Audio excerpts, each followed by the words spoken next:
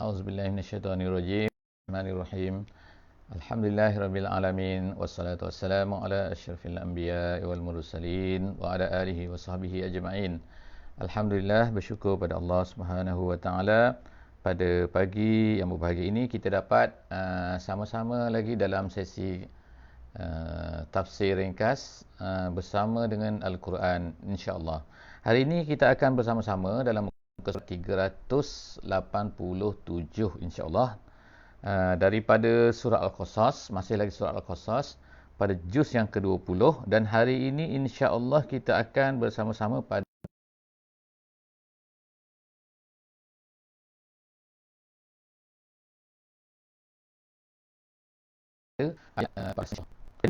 kita akan melihat sambungan daripada kisah Nabi Musa alaihissalam. Jadi sebagaimana maklum bahawa surah Al-Qasas ini kebanyakannya, majoritinya adalah menceritakan tentang kisah Nabi Musa alaihissalam. Tak banyak kisah-kisah lain.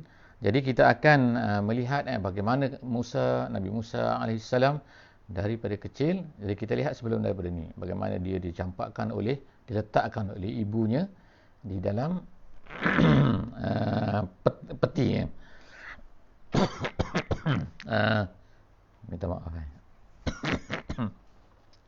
Suara tak keluar. Jadi kita dah sampai sekarang ni pada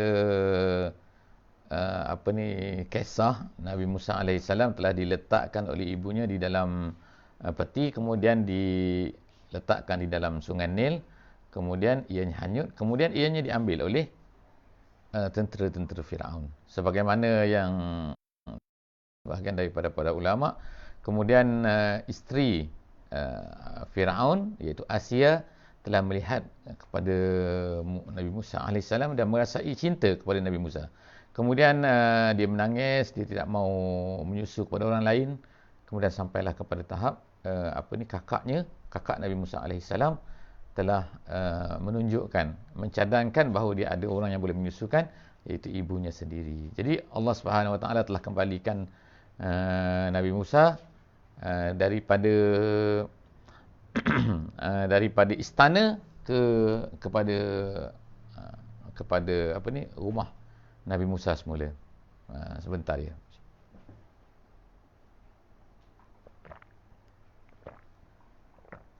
Jadi sampai sekarang cerita kita ialah pada Nabi Musa ni telah besar dalam istana Firaun, dikira sebagai anak angkatlah kepada Firaun. Jadi apa cerita dia pada ayat yang ke-14 pada kali ini ialah auzubillahi minasyaitonirrajim. Bismillahirrahmanirrahim.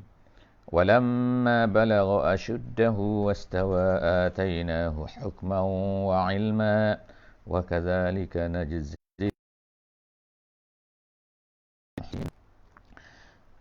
Ayat ini menceritakan tentang, iaitu Nabi Musa telah sampai kepada, dia kata sampai kepada asyuddahu.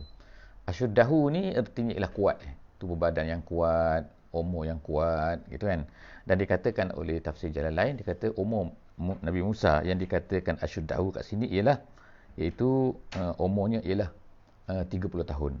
Kemudian itu disebutkan lagi wastawa ni artinya ialah stabil, macam mantap kan. Yang tadi tu kata asyuddahu tu ialah dari segi badan. Kemudian yang kedua wastawa tu menurut sebagian ulama tafsir adalah dari segi akalnya. Jadi kita ada sekarang Nabi Musa telah sampai kepada tahap okey, iaitu 30 tahun, dan dia kata wastawa, kata tafsir Jalalain ialah 40 tahun. Jadi kita ada sekarang ni umur Nabi Musa dikatakan di antara 30 hingga 40 tahun lah pada masa tu, iaitu asyuddahu wastawa. Jadi Allah Subhanahu Wa Taala apabila sampai kepada umur macam ni, atainahu hukman wa ilma. Allah Taala telah berikan kepadanya hukman wa ilma. Hukman ni ialah hikmah. Hikmah ni ialah dapat membuat satu keputusan yang baik, dan juga ilman ni ialah iaitu mempunyai satu ilmu. Dikatakan satu ilmu ni ialah artinya ialah, dikatakan sini fiqhan, dikata sini. Fiqhan ni ialah kefahaman fid din qabla an yab'atha nabiyyan. Sebelum daripada Allah Taala utuskan dia menjadi nabi, dia telah mempunyai satu kefahaman yang baik dalam isu-isu yang maknanya dia tahu, berasa macam dia boleh rasa ini adalah benda baik, ini adalah benda tak baik. Itu dari segi ni. Tapi ada menurut pendapat ulama lain yang mengatakan bahawa hukman kat sini ialah kenabian. Tetapi menurut daripada kebanyakan ni lah, dia belum lagi menjadi nabi sebenarnya. Dia hanya mendapat satu kepandaian di dalam kehidupan.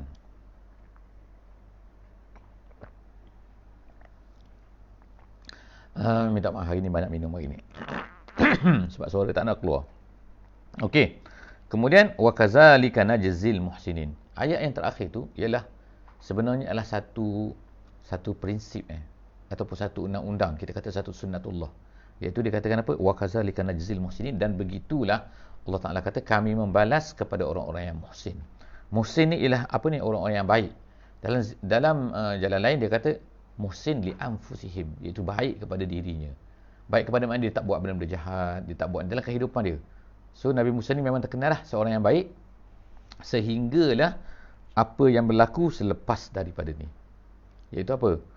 Ayat yang ke-15 diceritakan wa dakhalal madinata ala hina ghaflatin min ahliha.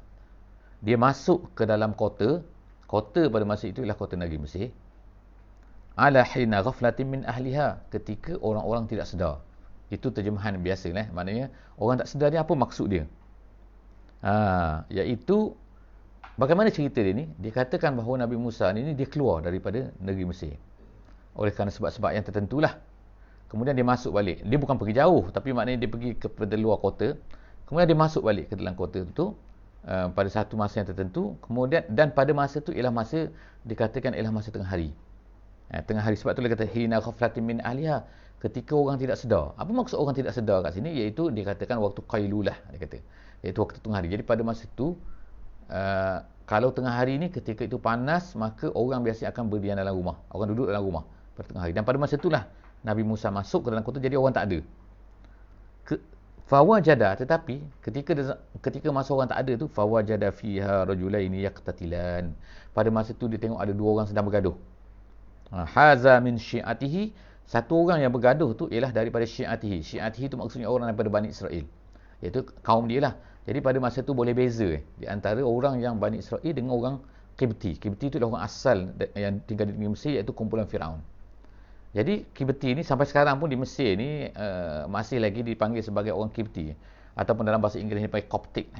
Coptic ni kalau sekarang ni di Mesir ialah orang Kristian, iaitu dikira sebagai macam penduduk asal Mesir lah. Tapi taklah sekarang ni berbeza sikit istilah dia. Kalau Coptic tu maknanya Kristian. Kalau dulu Qibti. Jadi kalau ada seorang isteri Nabi SAW, nama dia Maryah Al-Qibtiyah. Qibtiyah tu sebab dia ni dihadiahkan, dia ni memang berasal daripada Qibti. Jadi dihadiahkan oleh Raja Mesir Muqaykis kepada Nabi kita Nabi Muhammad SAW. Jadi itu orang asal Mesir, dia panggil dia Qibti. Jadi pada masa tu jadi ada dua bangsa lah yang besar di Mesir ni, iaitu yang pertama ialah Qibti, yang kedua ialah Israeli. Israeli ialah bangsa yang keturunan daripada Nabi Yaqub alaihi salam yang datang bersama dengan Nabi Yusuf alaihi salam ke negeri Mesir dan menetap negeri Mesir, kemudian menjadi ramai. Dan dikatakan sebagai pada masa tu keturunannya ialah 6 ataupun 7 keturunan dah apabila tiba zaman Nabi Musa. Dan dia ni telah diperhambakan. Jadi ceritanya yang berlaku ni ialah pergaduhan ni berlaku kerana apa? Pergaduhan di antara dua orang yang Nabi Musa tengok ni. Iaitu yang kerana dikatakan dalam tafsir sebutkan, iaitu yang Qibti ni orang Qibti ni dia telah memaksa kepada orang Israel ini untuk mengangkat sesuatu, mengangkat kayu, dia kata mengangkat kayu untuk dibawa ke dapur istana Firaun. Tapi dia ni enggan. Jadi seolah dipaksa, jadi dia tak mahu buat. Jadi sebab itulah berlakulah pergaduhan. Pada masa itu tiba-tiba Nabi Musa datang.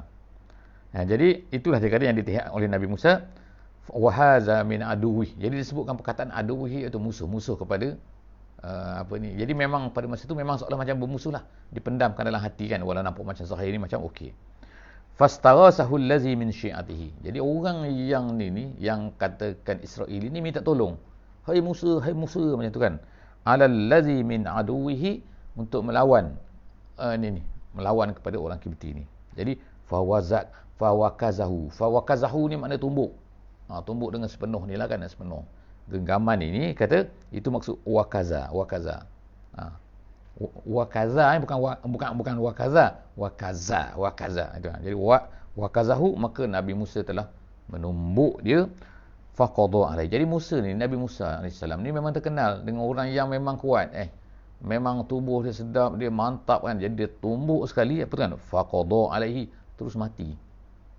Jadi ini qada ni, maksudnya qada ni kalau ikutnya ialah menyelesaikan, melaksanakan. Tapi kalau qada bila tumbuk, artinya ialah mati terus. Faqada alaihi. Qala hadza min amali syaitan. Tiba-tiba Nabi Musa alaihissalam terus merasai apa? Menyesal di atas perbuatan dia. Ini makna yang dikatakan sebagai apa ni, Nabi Musa ni telah bagus kan, dia wastawa. Bila dia buat salah ni kan, sebab dia dalam cerita ni ialah apa yang berlaku ni, dia tidak berniat untuk membunuh, dia hanya untuk membelasah sikit kan, tiba-tiba mati. Jadi hebat sangat dia punya ni kan, tangan dia ni. Jadi bila dia menyesal, nadima, dia pun kata qala haza min amali syaitan, ini adalah daripada kerja syaitan. Sebab apa? Dia tidak berniat untuk bunuh. Innahu aduwwum mudhillum mubin. Jadi Nabi Musa rasa ini syaitan ini memang jahatlah, penyesatlah. Menyatakan aduwwun, musuh, mudhillun, memang penyesat. Seterusnya cerita apa? Jadi Nabi Musa terus lagi. Itu dah nombor satu, dia menyesal. Lagi dia kata qala rabbi inni zalamtu nafsi. Dia macam blame himself kan. Dia rasa bahawa tak patutlah dia buat macam ni. Jadi dia kata apa? Ya Tuhanku, aku menzalimi diri aku sendiri. Faghfirli, ya Allah ampunilah aku. Faghfaralah. Jadi Allah Subhanahu Wa Taala kata Allah Taala telah ampunkan dia. Sebab apa? Jadi kisah kat sini ialah bukan Nabi Musa tu berniat untuk membunuh orang tu. Jadi oleh kerana itulah hukum dekat sini kan, kalau seorang tu buat satu kesalahan, bukan dia berniat nak buat benda tu, maka tidak salah kan.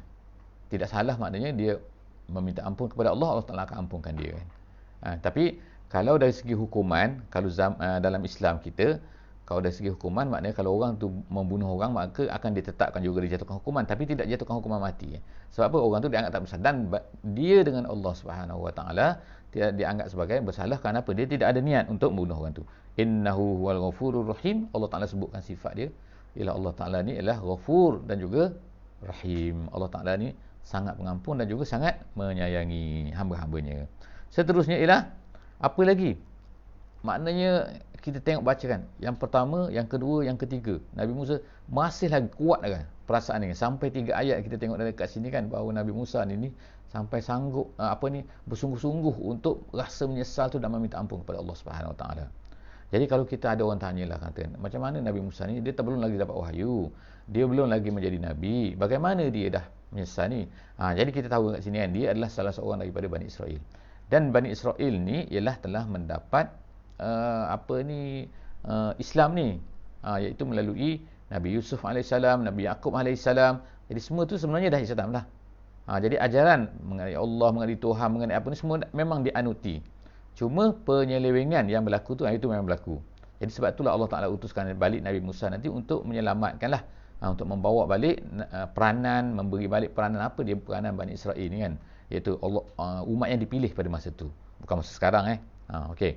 Jadi dia berkata lagi, Nabi Musa rasa sedih lagi. Dia kata apa? Qala rabbi bima an'amta alayya falan akuna zahiran lil mujrimin.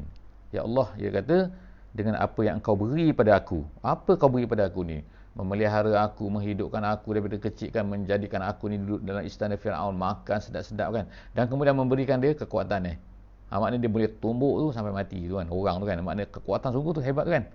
Jadi dia kata falan akuna zahiran lil mujrimin. Jadi dia kata janganlah aku ini, jadi dia minta kepada Allah Ta'ala, dengan apa nikmat yang kau beri ni, janganlah jadikan aku ini orang-orang yang akan menjadi penyokong kepada orang yang bersalah. Mujrimin tu orang jahat, zahiran tu ialah penyokong, supporter kepada orang yang jahat. Jadi ini doa ni adalah jugalah kepada kepada kita lah kan, juga kita kena zanda juga kan. Kadang-kadang Allah Ta'ala beri pada kita ni nikmat nikmat ni macam-macam. Kadang-kadang kita ni cerdik, kadang-kadang kita ni boleh tumbuh orang, body bagus, kadang-kadang kita ni kan. Jadi dengan kekuatan yang ada pada kita, yang Allah Ta'ala beri pada kita, jadi kita minta kepada Allah Subhanahu Wa Taala supaya jangan jadikan kita ni orang-orang yang akan menjadi pembantu dengan kehebatan yang ada pada kita tu kepada benda-benda yang tak elok.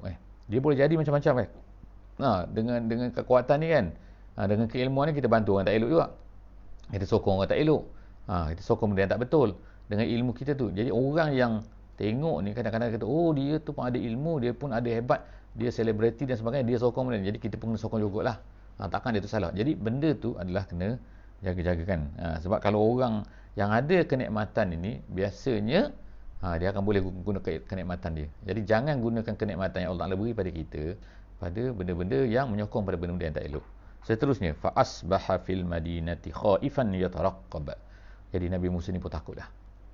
Jadi jadilah dia di fil Madinah, di negeri Mesir itu, khaifan, dalam keadaan takut, yataraqqab, mengintai-ngintai. Mengintai-ngintai apa dia tengoklah. Jadi maknanya takut sebab apa? Takut dia dah bunuh orang. Dia takut orang akan tahu kan. Orang akan cari dia. Jadi macam seolah macam wanted ni. Sebab apa? Ada seorang ni dah mati ni. Seorang rakyat Mesir ni dah mati. Jadi siapa pembunuh dia? Yang tahu pembunuh dia sekarang siapa? Iaitu tadi tu. Yang tengok tadi kan. Sebab orang lain semua tak ada pada masa tu. Jadi Nabi Musa ni dalam keadaan takut. Khaifan yataraqqab, mengintai-ngintai. Fa izal ladzi istansarahu bil amsi. Jadi pada dalam keadaan dia ketika tu kan. Ni cerita esok pula. Esok. Jadi dia pun berjalan-jalan dah kena takut tu. Tiba-tiba dia kata, yes, fa izal ladzi, tiba-tiba orang yang kemarin tu, yang minta tolong itu, iaitu apa? Israeli juga tu. Orang yang dibunuh depan orang tu, tiba-tiba yastasrikhu. Yastasrikhu ni maknanya minta tolong lagi. Musa. Dia tahulah, tengokkan kemarin kan Nabi Musa ni hebat kan. Jadi dia pun minta tolong lagi. Minta tolong sini ceritanya ialah dia bergaduh lagi dengan orang lain pula. Qala lahu Musa innaka laghawiyyun mubin. Kata Nabi Musa pada masa tu, iaitu dia kata engkau ni. Jadi kalau ikut kata-kata ni ialah kata-kata kepada Israel itu. Orang Bani Israel itu kan, yang dia bunuh depan dia kemarin. Jadi dia kata innaka laghawiyyun mubin. Engkau ni memang orang yang sesat sungguhnya. Memang clear kau ni sesat kata. Jadi kalau ikutnya dia blame lah orang tu kan, dia marah orang tu kan dah. Kau ni memang sesat ni. Tapi sekarang kami minta tolong. Tapi lepas daripada cerita tu, ayat yang ke-19 kita baca sekarang ni, falamma an arada an yabtisha billazi huwa aduwwun lahumā. Tiba-tiba maknanya kita baca kisah ni, tiba-tiba dia nak pukul pula. Tadi dah dia kata kepada orang tu kau ni sesat kan. Jadi Nabi Musa ni ketika dia nak pukul dia nak pukul ni. Jadi kita pelik juga kadang-kadang kan, kenapa pula tadi dia kata kau ni sesat, tiba-tiba dia kata tiba-tiba dia nak pukul pula yang Kipti tu, orang Mesir tu kan, orang asal Mesir tu. Jadi di sini ada banyak pendapat ulama sikitlah dalam keadaan apakah sebenarnya suasana ni. Suasana jadi dikatakan ada dua pendapat ulama yang besar kat sini. Nanti kita akan tengok kan selepas daripada ni, iaitu apa? Qala ya Musa, berkatalah dia, wahai Musa, aturidu an taqtulani kama qatalta nafsan bil ams. Hai Musa, adakah kau nak bunuh aku sebagaimana kau nak bunuh orang yang kemarin tu? Jadi bagaimana pula orang tu tahu? Jadi kata-kata siapakah sebenarnya benda ni? Adakah kau nak bunuh aku pula macam kau bunuh orang semalam tu? Ini kata-kata siapa sebenarnya? Jadi ada dua pendapat ulama kat sini, dua pendapat ahli tafsir. Satu ahli tafsir mengatakan bahawa yang mengatakan kata-kata ini ialah orang Kipti tu. Jadi orang Kipti tu rupanya dah tahulah bahawa Musa yang membunuh yang kemarin tu. Itu satu pendapat. Pendapat yang kedua ialah apa? Yang berkata tu ialah apa? Orang Israeli tu. Orang yang daripada kaum Nabi Musa tu. Dia yang berkata. Dia kata kau nak bunuh aku. Macam mana pula dia nak berkata? Seolah-olah macam Nabi Musa ni nak bunuh dia pula. Gitu kan dalam. Jadi pendapat yang kedua ni, jadi ada pendapatlah di kalangan ulama seperti Ar-Razi, seperti Al-Qurtubi dan lain-lain kan, yang mengatakan yang lebih cenderung kepada pendapat yang kedua ni. Tapi tak apa kita. Jadi kesimpulannya ada dua pendapat ulama kat sini. Yang berkata tu, yang pertama ialah orang-orang Kipti, iaitu orang Mesir, dan pendapat yang kedua mengatakan bahawa yang berkata tu ialah orang Israeli tu. Dia kata sebab apa? Hanya dia saja yang tahu bahawa Musa lah kemarin tu yang membunuh depan-depan dia tu kan. Jadi sekarang ni kenapa pula dia yang berkata? Soalan dia. Jadi ulama tafsir mengatakan gini, dia kata ketika Nabi Musa tu dia kata dia nak bunuh orang tu, tapi sebenarnya bukan nak tumbuk, dia nak tumbuk orang Kipti tu, orang Mesir tu. Tapi dia nak tumbuk ni pula ni. Sebab apa? Berdasarkan kepada kata-kata ni pada ayat yang ke-18. Sebab dia kata innaka laghawiyyun tu, kau ni penyesat ni. Jadi macam nak kita tumbuk orang tu, tiba-tiba tumbuk kau, gitulah macam tu kan. Jadi dia kata kau nak tumbuk aku, kau nak bunuh aku macam kau bunuh semalam. Jadi pada masa tu, pada masa itulah dia kata orang Kipti tadi terdengar lah. Orang Mesir tadi terdengar, oh, maknanya kemarin Musa lah yang membunuh orang yang mati tu. Gitu kan. Jadi tersebarlah cerita tu. Itu cerita pendapat yang kedua lah. Jadi ada ulama tafsir cenderung kepada pendapat yang kedua ni. Jadi okey, kita kata lagi kan, dia kata in turidu illa an takuna jabbaran fil ardi, in turidu illa an takuna jabbaran fil ardi wa ma turidu an takuna minal muslihin. Jadi kata-kata ni macam kata-kata orang beriman ya kan. Jadi sebab itulah ulama tadi cenderung kepada pendapat yang kedua. Dia kata kamu ni nak jadi kamu ni tak lain nak jadi orang-orang yang apa ni kan, yang menjadi yang kejam lah. Jabbaran ni maknanya bermahaja-leli atas muka bumi ni, nak tumbuk-tumbuk, nak bunuh orang berkata-kata ni. Wa ma turidu illa an takuna minal muslihin. Kamu ni tak nak jadi orang baik. Sepatutnya kamu ni jadi orang baik, betul kan? Jadi orang baik maknanya orang mendamaikan di kalangan manusia ni. Kalau orang bergaduh, tiba-tiba kau nak bunuh aku. Jadi tak apalah kita kan, mana-mana pendapat tu kan adalah pendapat-pendapat di kalangan ulama tafsir. Jadi kita tak kisah kita nak pakai mana satu pun, sama ada kata orang ni ke kan. Tapi dengan tafsir yang betul lah, insya-Allah ya.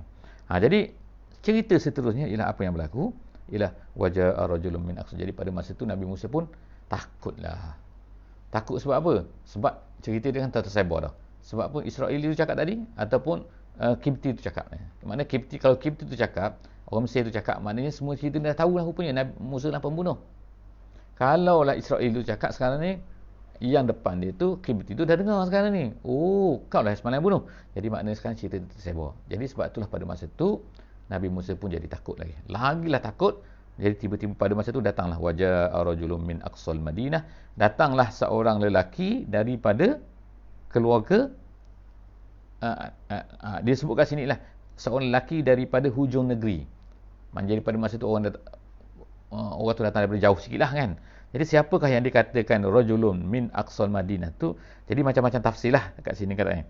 Ada yang kata ialah itulah yang disebutkan sebagai dalam ayat yang lain, alu Fir'aun. Orang tu adalah daripada keluarga Fir'aun, maknanya orang dalaman istana. Tapi kenapa pula dia ni tahu? Sebab apa? Sebab dikatakan bahawa dia ini telah beriman. Jadi dia lain sikit. Dia bukannya ajaran Fir'aun tu, tapi dia daripada keluarga Fir'aun. Jadi pada masa tu dia beriman senyap-senyapkan. Rajulun min ali Fir'aun. Dia ni, jadi dia ni datang daripada jauh pada masa tu, daripada luar kota sikit. Qala ya Musa. Dia berlari tercungat-cungat. Dia berkata, ya Musa, innal mala' ya'tamiruna bik. Jadi dia kata orang-orang sekarang, orang besar ni dalam istana tu, semua sekarang ni sedang plan untuk apa? Bermesyuarat lah liyaqtuluk, untuk membunuh kamu. Jadi jaga-jagalah, maknanya sekarang ni dah ada keputusan dah. Kau ni masuk dalam senarai orang yang akan dibunuh. Sebab apa? Kau membunuh golongan mereka semalam tu. Fakhruj inni laka minan nasihin. Dia kata keluar sekarang, dia kata. Sebab apa? Aku ni sebenarnya nak bagi nasihat pada kamu. Jadi cerita seterusnya, fakharaja minha khaifan yataraqqab. Jadi keluarlah pula. Tadi masuk ke dalam kota. Sekarang ni keluar memang keluar betul-betul lah, takut. Sebab apa? Takut orang akan bunuh dia. Yataraqqab, mengintai-ngintai. Qala rabbi najjini minal qaumiz zalimin. Dia berkata, ya Allah, selamatkanlah aku. Nabi Musa kata, selamatkanlah aku daripada kaum yang zalim. Jadi apa cerita seterusnya sebenarnya? Sekarang dia nak lari kan? Nak lari dah daripada negeri Mesir itu dalam keadaan ketakutan. Untuk cerita seterusnya, insya-Allah kita akan sambung esok, insya-Allah. Esok hari Khamis. Setakat itu dulu untuk hari ini. Aku qouli hadza wa astaghfirullahal azim li wa lakum. Wassalamualaikum warahmatullahi wabarakatuh. Subhanakallahumma wa bihamdik, nasyhadu an la ilaha illa anta, nastaghfiruka wa natubu ilaik. Bismillahirrahmanirrahim. Wal 'asri innal insana lafi khusr illa allazina amanu wa 'amilus solihat wa tawasaw bil haqqi wa tawasaw bis sabr.